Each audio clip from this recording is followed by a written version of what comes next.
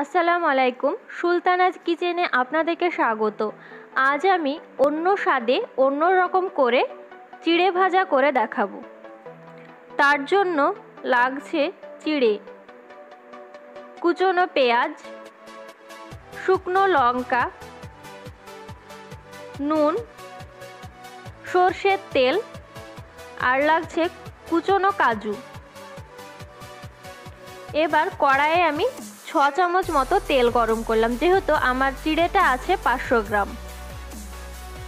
এবার ওতে দেব কুচনো পেঁয়াজ আর দেব শুকনো লঙ্কা। আমি মিডিলে ফেড়ে নিয়েছি শুকনো লঙ্কাটাকে। হালকা ব্রাউন করে ভাজবো পেঁয়াজটা প্রায় হালকা ব্রাউন হয়ে গেছে। এবার আমি চিড়েগুলো দিয়ে দেব।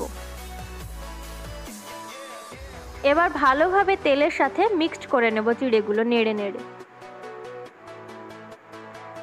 মিক্সড হয়ে গেছে। এবার আমি দেব স্বাদ মতো নুন দিয়ে প্রায় 5 থেকে 7 মিনিট ভাজবো, যতক্ষণ না পর্যন্ত মুচমুচে হচ্ছে।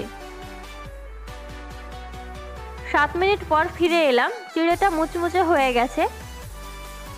এবার আমি গ্যাসটা অফ করে আবারও 1 মিনিট কড়াইয়ে নাড়তে থাকবো।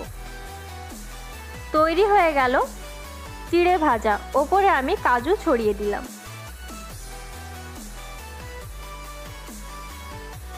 এটা আপনারা প্রায় 2 মাস মতো ভেজে রেখে দিতে পারেন, কোনো সমস্যা নেই। রেসিপিটা যদি ভালো লাগে লাইক করবেন, আমার চ্যানেলটিকে এগিয়ে নিয়ে যাওয়ার জন্য সাবস্ক্রাইব করবেন।